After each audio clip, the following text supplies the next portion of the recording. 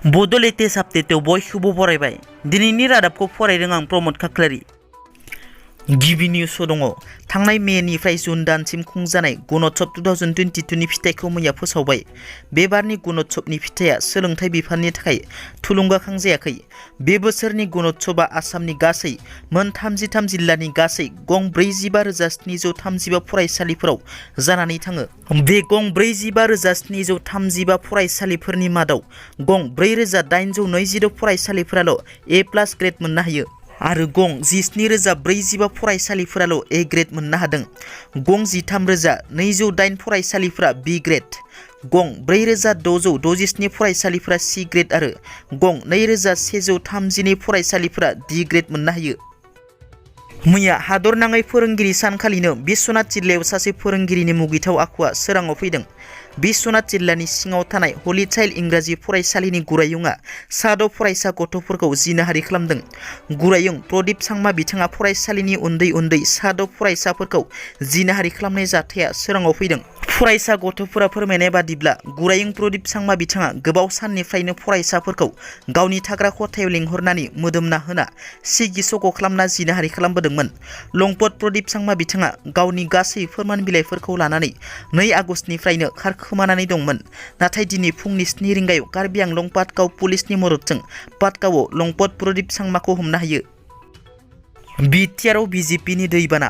बिसायख'थि नङाब्लाबो बिसायख'थि बायदि बार बारदों बिटिआरनि चिरां जिल्लायाव।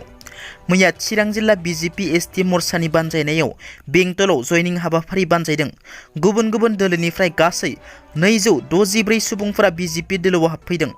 बर', आदिबासि, नेपालि, बेंगलि, राजबंसि हारिनिफ्राय गोबां सुबुंफोरा जयेन जाफैदों बिजेपि दोलोआव। बिजेपिनि नीति आदर्शखौ मोजां मोननानै बिजेपि फारसे गोसो जानानै जयेन जाफैदों होनना बिजेपिनि दैदेनगिरिफोरा फोरमायदों।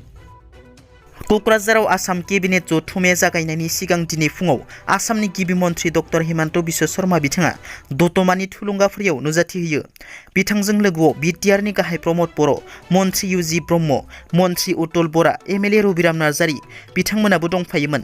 गिबि मन्थ्रि बिथाङा नुजाथि होना बड'फानि जोनोम सानखौ फरायसा सान महरै फालिनो बर'फोरा गोलाव बोसोरनिफ्रायनो दाबिबोनाय बादियै दिनै गिबि मन्थ्रि बिथाङा बड'फानि जोनोम सान 31 मार्चखौ आसाम नाङैनो फरायसा सान महरै फालिनो फोसावो।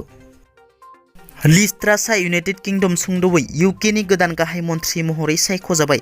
बरिस जनसनआ इउकेनि गाहाय मन्थ्रि बिबाननिफ्राय रिजाइन होनायनि 2 दाननि उनाव इउकेआ गोदान गाहाय मन्थ्रि सायख'बाय। लिज ट्रासआ इउकेनि बारग' रांखान्थि मन्थ्रि ऋषि सुनाकखौ फेजेननानै इउकेनि गोदान गाहाय मन्थ्रि महरै सायख'जायो।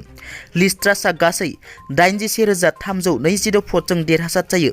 बेराफारसेथिं बेरेखा बिजाथि ऋषि सुनाकआ गासै 60,390 भटल' मोननानै जेननो गोनां जायो। दिनैनि रादाबा एसेनोसै। नोंथांमोना जुदि आंनि चेनेलखौ दासिमबो साबस्क्राइब खालामाखै, अन्नानै साबस्क्राइब खालाम। गोजोन्थों।